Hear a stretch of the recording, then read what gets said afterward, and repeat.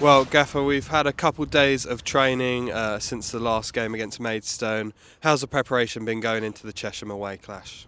Excellent. We're ready for action. We obviously revisited the game Tuesday in our analysis. Very pleased with large parts of what we did on Tuesday. Don't think we created enough to win the game, but credit to the opponent. They've hit two absolute stormers that have won the game for them. And sometimes that happens in football. You take it on the chin. I think I said after the game with us this season, when we do get a defeat, that there's not going to be very many 1-0s because we will go for games, and that was the case on Tuesday. We even at 1-1 we were going to try and win it, and we've done the counter attack with a great strike. So yeah, we've moved on really quickly. Boys have been good this week, and we're ready for another tough game. And like I say, Chesham next. We know there's no easy games in this league, but what kind of a game are you expecting from the Chesham side? I think firstly it's I think the guys down there deserve a lot of respect. I've watched a fair bit of them now. Obviously, we've already played them, and they're very well coached. The guys down there have gotten very well organised. You can tell that they know what they're doing. They've got a game plan. There's good detail in it, and it's going to be a really tough game for us. It's going to be a game we've got to be using a lot of tools to win the game. We're going to have to use different tools at different times, and I'm looking forward to it. I like these games. I think they're good challenges. It'll be a tough place to go, but our aim is to go there and win the game. We're in that mindset. Boys are confident. We're feeling fully energised, so we're ready to go. And tomorrow, one of the main talking points is that you're going to be joined in the dugout for the first time by your new assistant manager, Matt Green. Could you talk a bit about his appointment? And when Stuart announced that he'd unfortunately be leaving us, did your mind go straight to Greenie?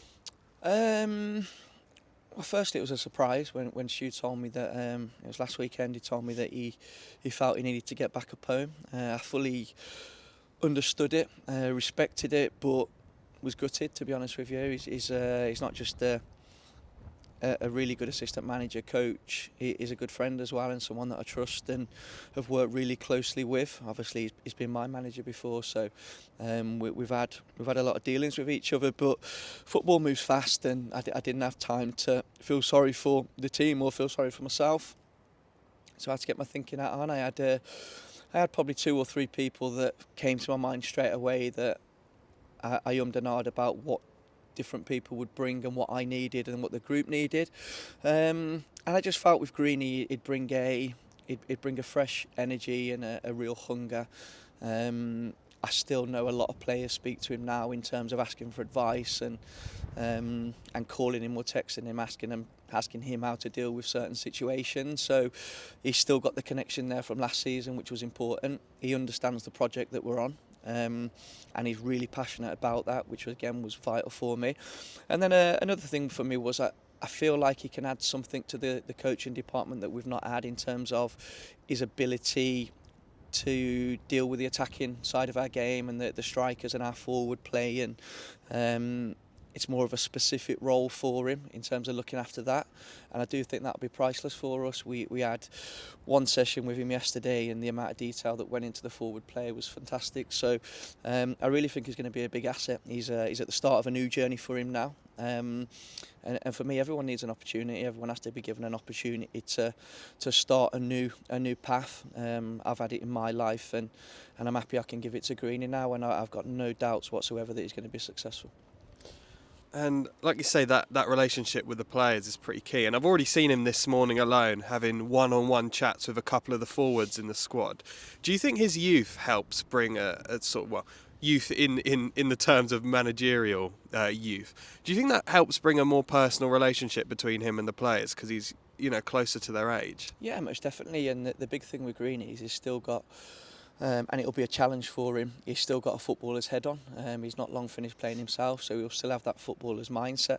But what Greenie is very good at is building relationships and understanding players, and that's priceless. You don't get that in a coaching manual. You can't buy that online. That is something that's come through experience and personality, and he's got that in abundance. So that will be a big role for him. Like I say, it's also going to be a big challenge for him because as much as at this football club, everybody from the top to the bottom, we all have very close relationships. People always have to understand there is a line in terms of roles and departments, and that's the big challenge. And Greeny will find that sometimes he has to take his players' head off and put his manager's head on. But it'll be exciting, and like I say, I've got no doubt he's gonna enjoy the role. But it'll be really great value for the football club. And just finally, we know how amazing our away support is. We don't need to rally the fans. They'll be there, they'll be cheering for us. Is there just a message you want to give them ahead of this clash?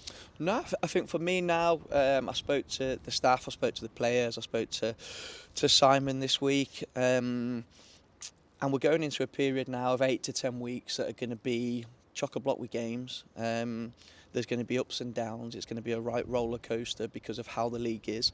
So get your seatbelts on and get ready. Make sure that in the high times we're loud and we're sticking together and we're really pushing for the next victory. And when we get punched on the chin, we deal with it, we stay positive and we move on. We can't afford, with how this league is this season and how intense it is, to become sidetracked with emotion. We've got to get our tunnel vision on. We've got to make sure that when we come down to them last few weeks of the season, we're in that little block of teams that's fighting for promotion. And if we do that and we stick together, we're going to give ourselves a great chance.